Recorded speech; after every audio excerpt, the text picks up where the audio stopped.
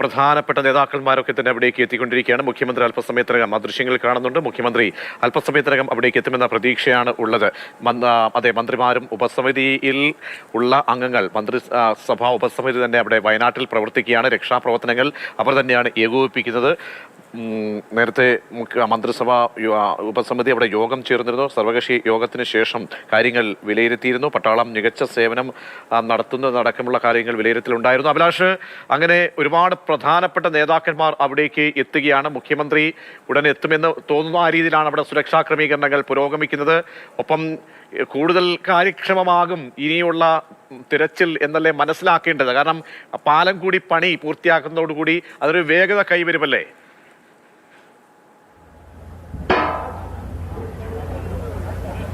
തീർച്ചയായും.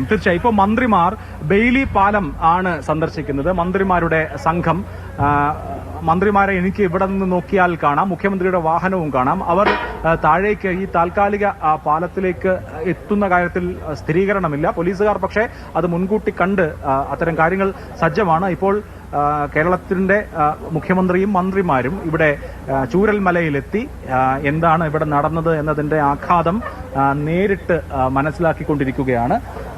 അവർ സൈനിക ഉദ്യോഗസ്ഥരോടും ഇവിടെ സുരക്ഷാ ചുമതലയുള്ള ഉദ്യോഗസ്ഥരോടും നമ്മുടെ ഫയർ ആൻഡ് സേഫ്റ്റി അടക്കമുള്ള വിഭാഗങ്ങളുടെ ഉദ്യോഗസ്ഥരോടുമൊക്കെ അദ്ദേഹം സംസാരിക്കുന്നുണ്ട്. നമ്മുടെ മന്ത്രിതല സംഘം, മന്ത്രിമാരുടെ സംഘം സംസാരിക്കുന്നുണ്ട്. ഇന്ന് ഒരു ഉന്നതതല യോഗം ചേർന്നിരുന്നു. പ്രതിപക്ഷ നേതാവ് അടക്കം പങ്കെടുത്തുകൊണ്ട് 9 മന്ത്രിമാരും ആ യോഗത്തിൽ പങ്കെടുത്തിരുന്നു. ഇന്നലെ തന്നെ മന്ത്രിമാരുടെ വലിയ സംഘമുണ്ട് ഏകോപിപ്പിക്കാനായി. റവന്യൂ മന്ത്രി കെ രാജന്റെ നേതൃത്വത്തിലുള്ള മന്ത്രിമാരുടെ വലിയ സംഘം തന്നെ ഇവിടെ ക്യാമ്പ് ചെയ്യുന്നുണ്ട്. ഇപ്പോൾ ദുരന്ത മേഖലയിലേക്ക് എങ്ങനെയാണ് ഈ കാര്യങ്ങൾ, ഇപ്പോൾ ഈ ബെയിലി പാലത്തിന്റെ പ്രവർത്തനമടക്കം എങ്ങനെയെന്ന് മന്ത്രിമാരുടെ സംഘവും അതുപോലെ തന്നെ മുഖ്യമന്ത്രിയും ഒക്കെ മനസ്സിലാക്കിക്കൊണ്ടിരിക്കുകയാണ്. ദൃശ്യങ്ങളിൽ പ്രേക്ഷകർക്ക് കാണാം എന്നെനിക്ക് തോന്നുന്നു. ഈ ദുരന്ത മേഖല അല്പസമയം മുൻപാണ് ലോക്സഭാ പ്രതിപക്ഷ നേതാവ് സന്ദർശിച്ചത്, രാഹുൽ ഗാന്ധി സന്ദർശിച്ചത്. ഇപ്പോൾ ബെയിലി പാലത്തിൽ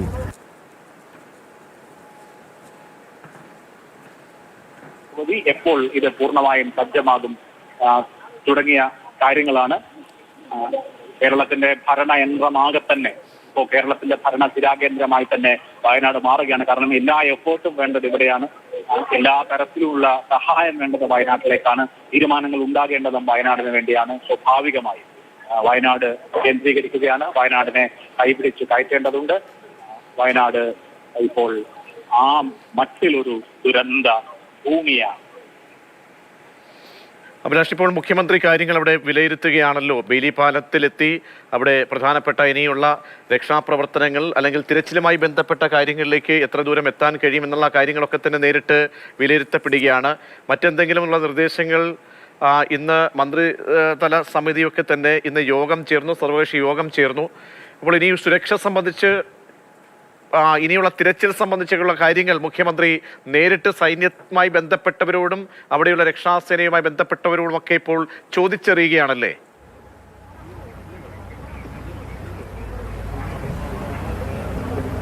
തീർച്ചയായും അതെ. ഇപ്പോൾ കനത്ത മഴയും പെയ്യുന്നുണ്ട്.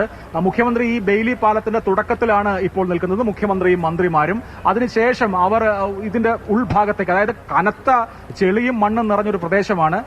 രാഹുൽ ഗാന്ധി ഇവിടെ എത്തിയിരുന്നു. പക്ഷേ മുഖ്യമന്ത്രി ഈ ബെയിലി പാലം സന്ദർശിച്ചതിന് ശേഷം മടങ്ങുമോ അതോ ഇങ്ങോട്ട് വരുമോ എന്നുള്ള കാര്യത്തിൽ സ്ഥിരീകരണമില്ല. ഇപ്പോൾ അദ്ദേഹം സൈന്യമാണല്ലോ ഈ ചുമതല വഹിക്കുന്നത്, സൈന്യവുമായി അടക്കം അദ്ദേഹം സംസാരിച്ചിട്ടുണ്ട്. കനത്ത മഴയും കൂടി ഇപ്പോൾ പെയ്യുന്നുണ്ട്.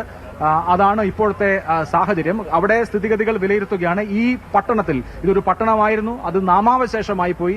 എങ്ങനെയാണ് ഈ ദുരന്തത്തിന്റെ വ്യാപ്തി എന്ന് കേരളത്തിന്റെ ക്യാപ്റ്റൻ മുഖ്യമന്ത്രി പിണറായി വിജയൻ നേരിട്ട് വിലയിരുത്തുകയാണ്, നേരിട്ട് മനസ്സിലാക്കുകയാണ്. നേരിട്ട് അദ്ദേഹം രക്ഷാപ്രവർത്തനം സംബന്ധിച്ച കാര്യങ്ങൾ ആരായുകയാണ്. മുഖ്യമന്ത്രി പിണറായി വിജയനും മന്ത്രിമാരും ഇപ്പോൾ ഈ മേഖലയിൽ, ചൂരൽമലയിൽ ബെയിലി പാലം തുടങ്ങുന്ന ഭാഗത്ത് മുഖ്യമന്ത്രി പിണറായി വിജയൻ നേരിട്ട് എത്തുകയും വിവരങ്ങൾ ആരായുകയും ചെയ്യുന്നു, കാര്യങ്ങൾ വിലയിരുത്തുന്നു. തുടർന്നങ്ങോട്ടുള്ള ആക്ഷൻ പ്ലാൻ എന്താണ് എന്ന് ചർച്ച ചെയ്യുന്നു. മുഖ്യമന്ത്രിയുടെയും മന്ത്രിമാരുടെയും സംഘത്തെ നമുക്കിപ്പോൾ ചൂരൽമലയിൽ കാണാം. അഭിലാഷ്, മഴ നല്ല ശക്തമായി പെയ്യുന്നുണ്ടോ? മുഖ്യമന്ത്രി ഇപ്പോൾ വാഹനത്തിലേക്ക് കയറുകയാണ്, അദ്ദേഹം അവിടെ എത്തി. മഹാദുരന്തമാണ് ഉണ്ടായത്. ആ ദുരന്തത്തിന്റെ വ്യാപ്തി, അതെ, അതായത് അദ്ദേഹത്തിന് താഴേക്ക് ഇറങ്ങാനുള്ള ക്രമീകരണങ്ങളൊക്കെ ഒരുക്കിയിരുന്നു. പക്ഷേ ഇപ്പോൾ മഴ കൂടി പെയ്യുകയാണ്. അപ്പോൾ ഇതുപോലെ വഴുക്കലും ചെളിയുമുള്ള സാഹചര്യത്തിൽ മുഖ്യമന്ത്രിക്ക് ഇവിടേക്ക്, അതായത് ഞാൻ നിൽക്കുന്ന ഈ മേഖലയിലേക്ക് വരിക എന്നുള്ളത് എളുപ്പമുള്ള കാര്യം അല്ല. അദ്ദേഹം ബെയിലി പാലത്തിന്റെ തുടക്കത്തിൽ വരികയും എന്താണ് അവിടുത്തെ കാര്യങ്ങളെന്ന് മനസ്സിലാക്കുകയും ചെയ്തിരിക്കുന്നു. അദ്ദേഹം സംസാരിച്ചിരിക്കുന്നു, ഉദ്യോഗസ്ഥരുമായി വിലയിരുത്തൽ നടത്തിയിരിക്കുന്നു.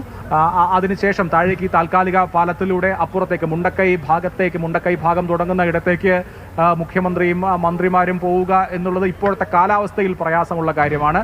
അതിന് അദ്ദേഹം ഇപ്പോൾ തുനിയുന്നില്ല എന്ന് വേണം ഇപ്പോഴത്തെ സാഹചര്യങ്ങളിൽ നിന്ന് മനസ്സിലാക്കാൻ. അദ്ദേഹം ഒരുപക്ഷെ താഴേക്ക് വന്നേക്കുമെന്ന ഒരു മുൻസൂചന ഉണ്ടായിരുന്നു. അതിന്റെ അടിസ്ഥാനത്തിൽ സുരക്ഷാ ക്രമീകരണങ്ങളും മറ്റുമൊക്കെ ഇവിടെ ഒരുക്കിയിരുന്നു. പക്ഷേ ഇപ്പോൾ മന്ത്രിമാരുടെ സംഘം മടങ്ങിപ്പോവുകയാണ്. നേരത്തെ ലോക്സഭാ പ്രതിപക്ഷ നേതാവ് അടക്കം ഇവിടെ വന്നിരുന്നു. ഇപ്പോൾ മുഖ്യമന്ത്രിയുടെ സംഘം ഈ താഴേക്ക് മുണ്ടക്കൈ മേഖലയിലേക്കോ അതുപോലെ തന്നെ ഈ താൽക്കാലിക പാലമുള്ള ഇടത്തേക്കോ വരുന്നില്ല. ഇപ്പോൾ രക്ഷാപ്രവർത്തകർ നേരത്തേതുപോലെയുള്ള അവരുടെ സാമഗ്രികളുമായി, ഭക്ഷണവും മറ്റ് വെള്ളവും അടക്കമുള്ള സാധനങ്ങളുമായി ഇപ്പോൾ ഈ താൽക്കാലിക പാലത്തിലൂടെ മുണ്ടക്കൈയിലേക്ക് പൊക്കോണ്ടിരിക്കുകയാണ്.